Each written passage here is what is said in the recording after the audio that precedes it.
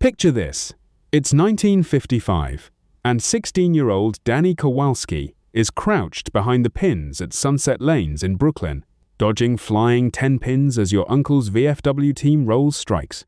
Danny makes 5 cents per frame, enough to buy his girlfriend a soda and save for a Schwinn. The alley smells like Lucky Strikes and Old Spice, and the sound of crashing pins echoes like victory. That job, bowling alley pin boy, is number 25 on this list. You'll also hear about the milkman who bought a house on tips, the elevator operator who wore white gloves to work, and the telegraph operator whose Morse code connected a nation. World War II built an economy where a teenager could work nights and buy a future. And job by job, we let it slip away. Hit that subscribe button. Before we start, tell me where you're watching from tonight. Drop a comment with your city and which of these jobs your grandfather or grandmother might have worked. Maybe your family kept one of these stories alive around the dinner table. I'd like to hear it. Number 25. Bowling alley pin boy at Sunset Lanes, Brooklyn. In 1944, the Navy's Bureau of Ordnance contracted Brunswick Corporation to produce precision ball bearings for submarine torpedoes at their Kent Avenue plant. They trained teenage boys in pin setting as manual dexterity drills for munitions assembly. After the war, those boys became the backbone of America's bowling boom. Pin boys worked nationwide across bowling alleys. In Brooklyn, boys aged 12 to 16 earned 5 cents per strike at places like Sunset Lanes, resetting frames nightly amid cigar smoke and the cheers of GI leagues. Picture Danny in the pit behind the pins, sweat dripping as he grabbed fallen timber and slammed them upright before the next ball thundered down the lane. The crash of strikes rang like church bells. Tips from the VFW boys bought him lunch money and movie tickets. His calloused hands learned precision he'd later use running lathes at the Navy Yard. Brunswick's Attu automatic pin setter killed it in 1956. By 1961, most alleys had retrofitted with machines that reset pins in 10 seconds. Your grandfather bowled for free on pinboy shifts and bought a brownstone. Today, Sunset Lanes is a Whole Foods parking lot where Amazon vans idle. Number 24. Home milk delivery driver for Borden, Chicago. The 1943 War Food Administration directed Borden's Chicago plant to produce powdered milk for Army Pacific rations. They built a fleet of insulated trucks for door-to-door delivery using wartime logistics. The 1950s were the golden age. Milkmen delivered to most urban homes. Borden routes in Chicago served glass bottles daily. Drivers earned enough for a brick bungalow on the south side. Picture Hank Riley at 5 a.m. whistling Chattanooga Choo Choo as he left quart bottles with kids' names chalked on wooden crates. His truck hummed through sleeping neighborhoods, bottles clinking like wind chimes. Housewives left notes for extra cream. Kids waited on stoops for chocolate milk. The rhythm of his route bought Christmas presents and summer vacations. The National Dairy Association pushed supermarket chains like Jewel Osco to install walk-in coolers in 1960. Borden shifted to plastic jugs by 1962, ending home routes as self-serve took over. Hank bought his house on milk route tips. Today, his route is a Starbucks drive-thru, and milk costs $4 a gallon. Number 23. Ice delivery man for Knoxville Ice Company. In 1942, the Army Quartermaster Corps awarded Knoxville Ice and Coal Company contracts to supply block ice for Camp Forest troop camps in Tennessee. They expanded plants for farm and rail shipments across Appalachia. Icemen hauled 50-pound blocks to rural homes. Knoxville ice trucks rumbled through mountain hollers, sawdust flying as hooks, pried chunks for spring houses and root cellars. Old Jed Harlan chipped ice with steel tongs, sweat freezing on his whiskers as he talked trout fishing with farmers' boys. His shoulders carried the weight of winter itself. Ice houses smelled like pine sawdust and cold metal. Families gathered around the icebox like a hearth, watching him slide the block into place with practiced hands. GE's 1959 Frigidaire freezer boom killed it, backed by FHA appliance loans. By 1964, most homes froze their own ice. Jed's Ice Wage bought a holler cabin outright. Now that plant is a Walmart selling 250 bagged cubes to people who can't afford the houses icemen built. Number 22. Elevator operator at Empire State Building. The 1943 War Production Board leased Empire State Floors to Sperry Gyroscope for radar production, surging office traffic. They needed operators for brass lever lifts hauling war contractor workers daily. Operators in Manhattan Towers earned wages in white gloves. Empire State runs hummed 24/7, operators announcing Sky Lobby to admen and veterans in fedoras. Picture Sal Rossi in 1955, tipping his cap to former Rosie the Riveters, brass levers gleaming as he ferried them to RCA Victor offices on the 40th floor. His white gloves never showed dirt. He knew every passenger's floor by heart. The elevator shaft echoed with the hum of cables and the dignity of honest work. Otis Elevator's 1958 automatic selectors retrofitted the Empire State by 1965. Union fights lost, as buttons replaced levers in most buildings. Sal owned a Queens row house on overtime pay. Today, his elevators whisk tourists past empty offices, and the view sells for $100 million. Number 21. Bell Telephone Switchboard Operator, Circleville, Ohio. ATAN's 1942 Signal Corps contracts wired Ohio exchanges for right field bomber coordination. They employed women to plug lines, connecting bases to towns like Circleville. Bell operators worked nationwide, many working women. Small-town Ohio boards buzzed as girls like Mary Lou Jenkins connected farmers to doctors amid constant ringtones. Picture Mary Lou at Circleville's exchange in 1955, patching your dad's long-distance call home from Korea, whispering, "He's safe," through the chord maze. Her fingers danced across plugs like a pianist. Every voice carried news from somewhere else. The switchboard hummed with the heartbeat of America talking to itself. AT&T rolled direct dial in 1965 via ESS-1 switches in Ohio trials. Operators declined as rotary dials bypassed plugs. Mary Lou's wage covered a white picket house. Today, her switchboard is a router humming robocalls to empty towns. Here is what nobody says out loud. These jobs didn't die from laziness or malice. They died from our chase for speed. Your grandfather's steady hand gave way to circuits because faster felt like progress. The World War II generation built patient abundance, jobs that taught skills, supported families, anchored communities. We traded it for instant everything, leaving towns hollow and skills forgotten. That's the quiet grief in this story. Remarkable hands built something that worked, and we clicked it away for convenience. Number 20. Rural Telephone Lineman, Pennsylvania Bell. In 1942, the War Production Board contracted Bell Telephone of Pennsylvania to string pole lines across rural counties for radar networks defending Pittsburgh steel mills. Veterans climbed those poles daily, gaffs biting Douglas fir bark. Linemen worked nationwide, with Pennsylvania Bell employing many. They scaled poles weekly, splicing copper wires as rural phone service expanded. Picture Joe Mazzone from Hazleton in a 1953 ice storm, dangling 80 feet up to restore service for farms. Belt spurs digging in as wind whipped his wool cap. His hands worked bare in freezing rain. The pole swayed like a ship's mast.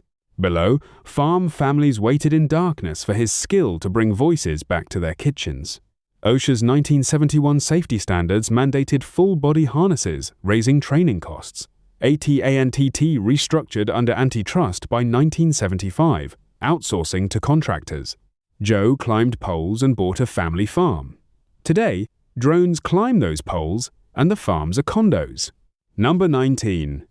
Chrysler Building, window washer. In 1941, the War Department leased the top 15 floors of the Chrysler Building to Sperry Gyroscope for Norden bombsight production. They demanded spotless windows for optical calibration, with stages belayed from Art Deco spires using leather saddles and no safety nets.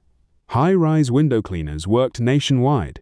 At Chrysler, crews bosun chaired down 77 stories twice yearly, squeegeeing panes amid gargoyles. Angelo Rossi washed the 61st floor Eagles in 1956, his leather belt creaking 800 feet above Lexington Avenue. A gust swung him 20 feet sideways, but he gripped the rope and finished the job for his 5 kids' tuition. The city spread below like a promise. His squeegee left perfect streaks on glass that reflected the sky. New York's 1962 Local Law 10 required scaffolding on skyscrapers. Window washing robots arrived by 1975. Angelo swayed past eagles earning house money. Now robots buzz the spires while the view sells for $100 million penthouses. Number 18. Coal delivery to Boston basements. The 1943 Navy contract for Boston Navy Yard's destroyers burned anthracite yearly. The War Manpower Commission licensed deliverymen to haul Pennsylvania coal via gravity chutes into urban basements.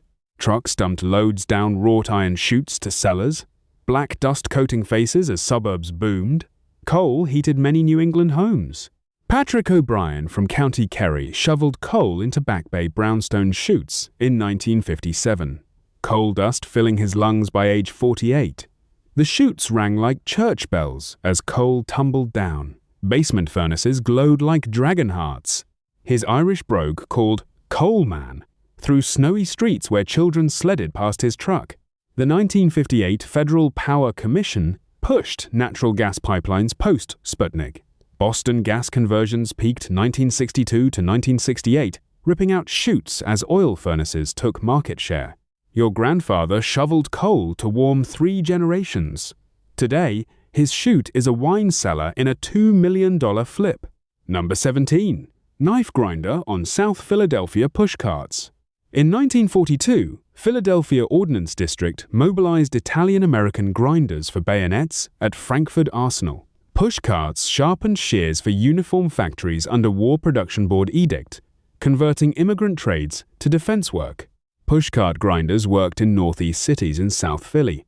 Pedals whirred wet stones nightly on Passyunk Avenue, honing housewives' scissors amid post-war households. Picture Vito Lombardi from Abruzzo wheeling his cart door-to-door in 1955, sparks flying as he fixed DeMarco's butcher cleaver, his call, affilatore, echoing through row house blocks. His wheel sang against steel. Sparks lit his weathered face like fireflies. Neighbors brought dull knives and sharp stories. His cart was a traveling workshop that kept the neighborhood cutting. Henkel's 1960s stainless steel blades resisted dulling, cutting demand. Disposable X-Acto razors flooded Kmart by 1965. Vito peddled sparks, feeding a neighborhood block. Now dull knives go in the trash, and his cart path is a food truck lot. Number 16. Cloth diaper service driver, Moline, Illinois. The 1943 Quartermaster Corps scaled Moline's diaper mills for cloth liners in soldier uniforms. Post-war, Moline Diaper Service adapted trucks for suburban pickups using wartime laundering contracts. Diaper services nationwide employed drivers. Weekly cycles washed cloth diapers for babies, delivering boiled stacks to Levittown-style homes when most infants used cloth. Eddie Kowalski, a tank mechanic veteran, loaded his Ford truck with the Rizzo family's wet diapers in 1958, steam rising from the boiler house as his route rhythm bought a ranch house. His truck smelled like soap and hope. Mothers waited on porches with bundles.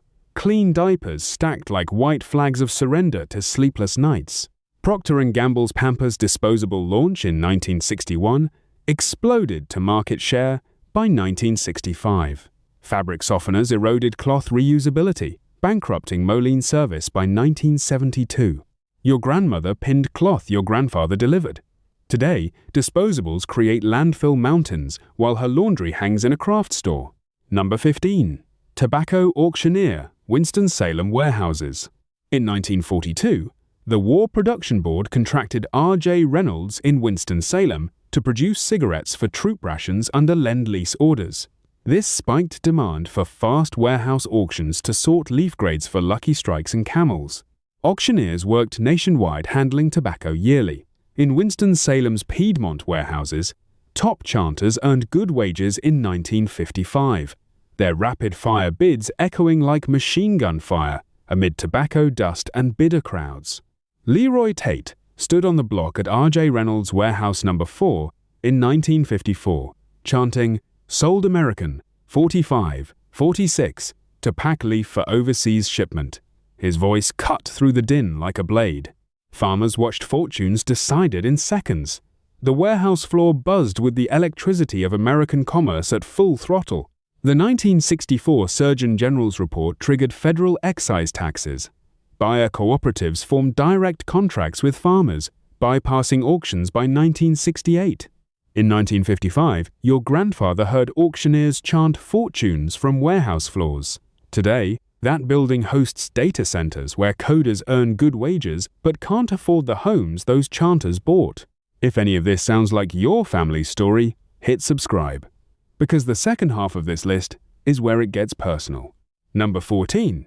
A&W car hop on roller skates. In 1943, the Army Air Forces built drive-in stands near training bases like Camp Kearns for quick burger service to pilots. A&W franchised tray-balancing car hops in 1948 using surplus roller technology from factory floors. A&W stands employed car hops earning wages plus tips. They skated root beer mugs on chrome trays to tail-fin Chevys under neon lights during the peak drive-in era. Your grandmother Betty skated orders at the Route 66 A&W in Springfield, Missouri in 1955, balancing frosted mugs for factory dads post-shift at Paul Mueller Company, saving tips for her wedding ring. Her skates sang against asphalt, neon painted her uniform pink and blue, car radios played Elvis while she glided between Buicks and Fords like a waitress angel. McDonald's introduced the drive-through window in 1960 at San Bernardino, cutting tray service. By 1968, A&W shifted to stationary counters amid rising wages and emissions laws. Your grandmother skated home tips weekly at A&W, enough for groceries. Today, that lot's fast food line has no skates, no tips, and workers commute from trailers miles away. Number 13. Chicago Tribune newsboy routes. The 1942 War Production Board paper drives recycled paper for newsprint to print troop newspapers. Chicago Tribune trained boys in bundling under Office of War Information Youth programs, turning them into post-war route carriers. Newsboys hawked daily tribunes, keeping a cut on sales for weekly routes after school. They dodged streetcars in snowy neighborhoods. Tommy O'Brien, whose dad fought at Normandy, slung tribs from his Schwinn on Chicago's South Side in 1954, earning college tuition by hawking extras on election nights outside the Tribune's Freedom Center plant. His canvas bag weighed heavy with tomorrow's news. Customers waited on stoops with coffee and nickels. Snow crunched under his bike tires as headlines shouted from every corner. Teamsters, Local 705, mandated adult driver trucks in 1963 contracts. By 1968, Tribune consolidated routes to motorized haulers, phasing out boys amid child labor lawsuits. In 1954, your dad's paper route bought his first car. Today, the Tribune plant is luxury lofts where kids scroll news on phones their parents can't afford. Number 12. Western Union telegraph operator, Cedar Rapids, Iowa. In 1942, the Signal Corps trained operators in Morse code at Fort Monmouth for radio teletype networks. Western Union in Iowa, towns like Cedar Rapids, handled wartime messages under Army communications contracts. Operators worked nationwide, punching paper tape in clacking offices for race results and family news. Western Union's Iowa network transmitted words daily amid small-town branches. Helen Krause, at Cedar Rapids Depot in 1955, tapped out victory telegrams for local VFW boys, her key-clicking farm sales that funded her brother's GI Bill tuition amid the smell of hot relays. Dots and dashes carried love across continents. The telegraph key felt warm under her fingers. Messages arrived like lightning and left like prayers. Bell Systems direct dial phones rolled out after the 1965 Carterphone FCC decision. Western Union shuttered most telegraph offices by 1969. In 1955, your grandfather wired urgent news from an Iowa telegraph shack for a house down payment. Today, that shack's lot charges parking for gig drivers waiting on apps. Number 11. Fuller Brush door-to-door salesman. In 1943, Fuller Brush supplied kit brushes to GIs via quartermaster depots for personal hygiene. They trained door-to-door sales tactics tested on bases for post-war civilian markets. Salesmen earned commissions on sales, canvassing neighborhoods with sample kits of whisks and polishes. Earl Jenkins knocked on doors daily in Levittown, Pennsylvania in 1957, selling brushes to World War II veterans fresh from GI-tracked homes, closing deals with demo polish that bought his Ford pickup in a year. His sample case clicked open like a magician's trunk. Housewives watched him make their copper pots shine like mirrors. Every door was a possibility. TV direct response ads exploded post-1960 Nielsen ratings. By 1965, suburbs gated via zoning laws, like Levittown's restrictions, that blocked canvassers. Your grandfather earned commissions monthly door-to-door in 1957, owning his home outright. Today, gated suburbs ban brush salesmen, and his route is Amazon drop points for gig hustlers. Here is something worth sitting with. These weren't just jobs. They were apprenticeships in dignity. The pinboy learned precision he'd use in machine shops. The newsboy learned sales he'd use in business. The elevator operator learned service he'd use anywhere. A steelworker told historian James Patterson, "My boy sets pins nights, learns levers, next he'll run my lathe. We called that a career ladder. Now we call it unskilled labor." The World War II generation knew better. Number 10. Howard Johnson's Graveyard Short Order Cook.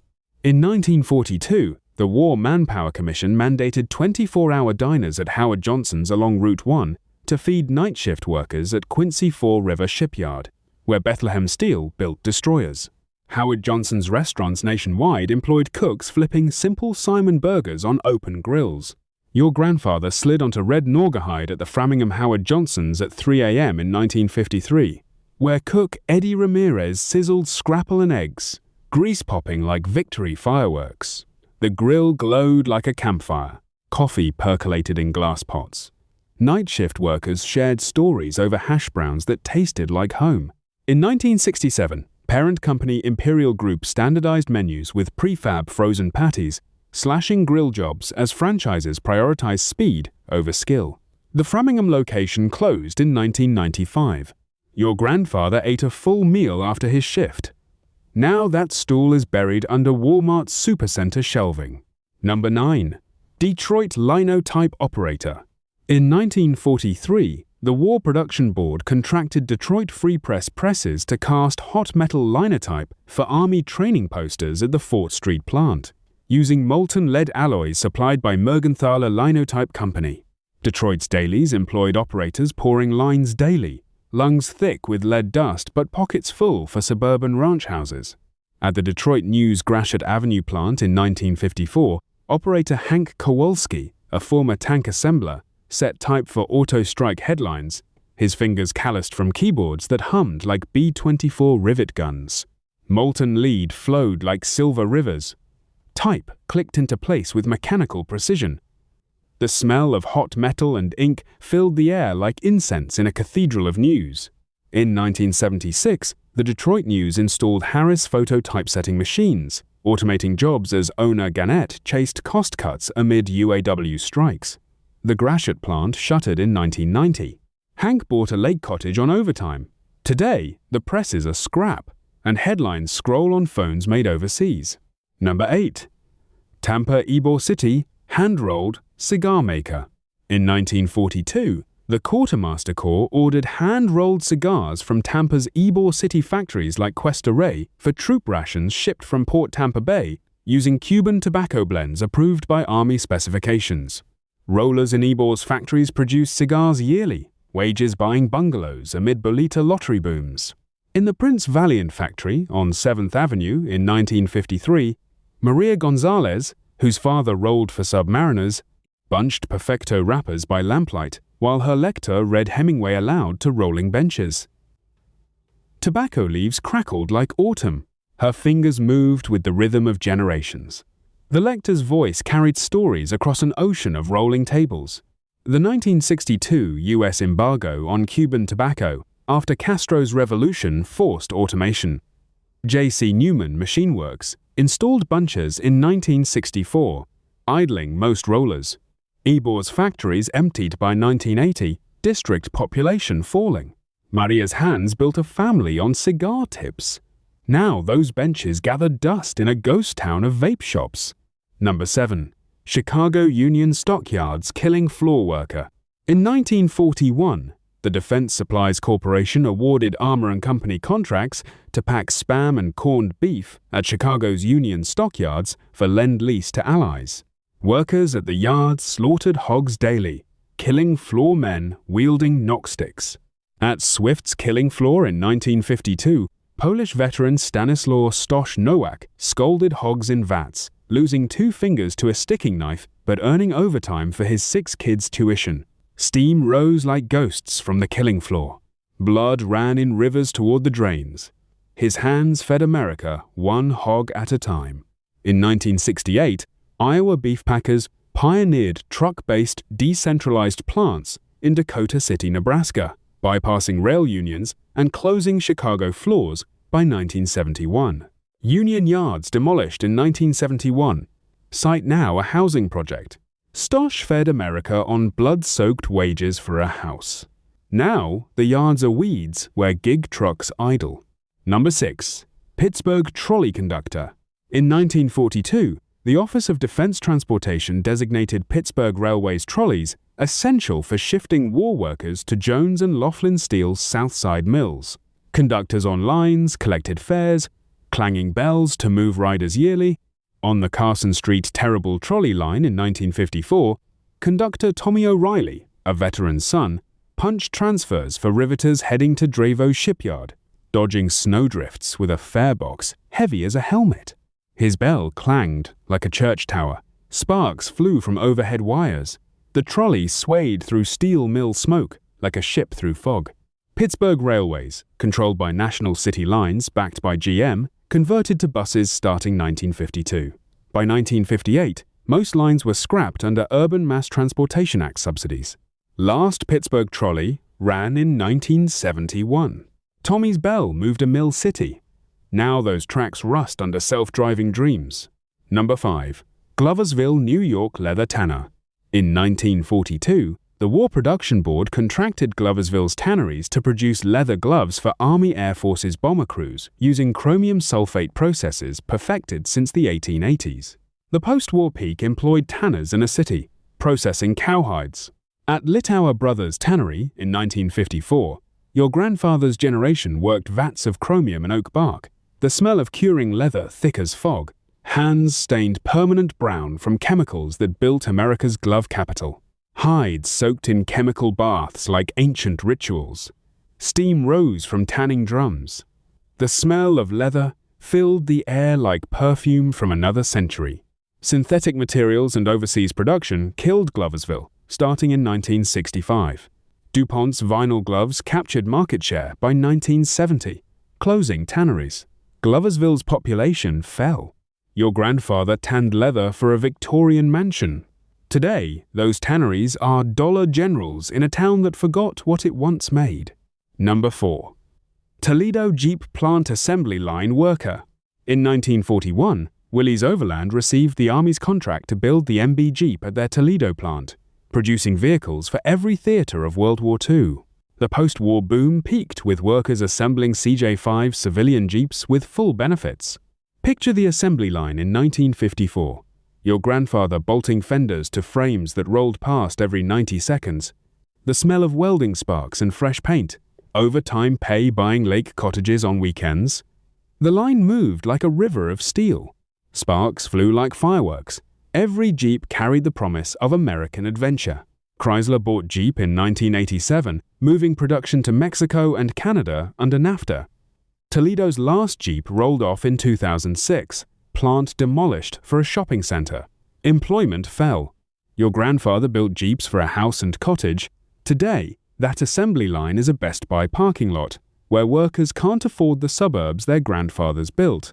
Here is where it gets personal. These weren't just jobs that disappeared. They were the foundation of the American middle class. The World War II generation took the skills they learned in war and built an economy where a high school graduate could buy a house, raise kids, and retire with dignity. We inherited that world and traded it for cheaper goods and faster service. The question isn't whether we could bring these jobs back. The question is whether we remember what we lost when we let them go. Number 3. Erie Railroad Brakeman. In 1942, the Office of Defense Transportation designated the Erie Railroad as a critical wartime carrier, moving coal from Pennsylvania mines to Great Lakes steel mills for Liberty ship production. Erie employed brakemen who manually set brake wheels on freight cars. Picture your grandfather in 1953, lanterns swinging as he ran across icy boxcar tops at midnight, setting brakes by hand on coal trains bound for Cleveland steel mills, his paycheck buying a brick colonial, and sending 3 kids to college. His boots crunched on gravel ballast, train whistles echoed through Ohio valleys. His lantern cut through darkness like a lighthouse beam. The Federal Railroad Administration mandated air brakes in 1966, eliminating manual brake wheels. By 1972, Erie merged into Conrail, cutting brakeman jobs as automation took over.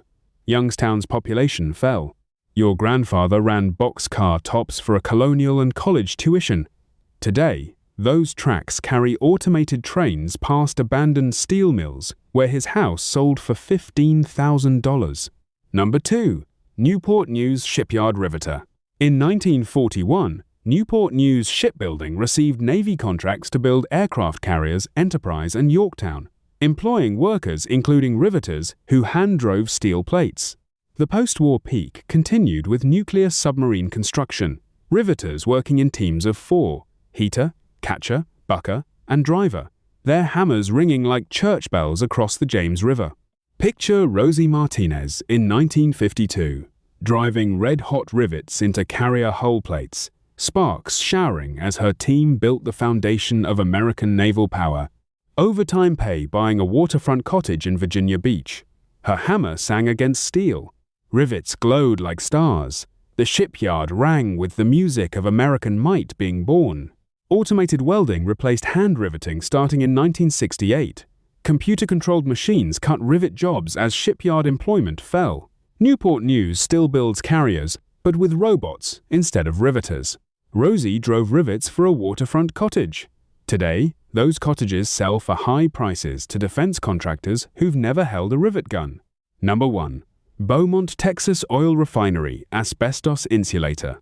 In 1941, the Defense Plant Corporation built the Beaumont Refinery to produce aviation gasoline for Pacific Theater bombers, employing insulators who wrapped steam pipes in asbestos. These men worked in heat, wrapping miles of pipe with asbestos blankets that kept refineries running 24/7 for the war effort. Your grandfather breathed asbestos dust for victory, his paycheck building the suburbs of southeast Texas. Picture him in 1945, wrapping the final pipes as news of VJ Day echoed across the refinery, not knowing the fibers in his lungs would kill him 30 years later. Asbestos dust floated like snow in the Texas heat. Pipes gleamed under layers of white insulation. Victory tasted like dust and sweat, and the promise of peace. The EPA banned asbestos in 1989, but the damage was done. Many Beaumont insulators developed mesothelioma by retirement age. The first successful asbestos lawsuit involved Clarence Burrell, an insulator who died of lung cancer in 1970. Your grandfather wrapped pipes in poison for a house in the suburbs. Today, that refinery runs on automation, and his house sits empty in a town that's still dying from what victory cost. The World War II generation built something remarkable. They took the skills they learned in foxholes and factories and created an economy where hard work meant something, where a teenager could set pins and save for college, where a man could drive rivets and buy a cottage, where a woman could roll cigars and raise a family. They built it with their hands, and we let it slip through our fingers, not through malice, but through the quiet choices we made every day, faster, cheaper, more convenient. Each choice made sense at the time. Together, they dismantled the world our grandparents bled to build. These jobs are gone. The skills are forgotten. The towns are empty. But the memory remains. Tell me in the comments which one your family remembers. Because somebody needs to remember what America looked like when work built more than just wealth, it built a future.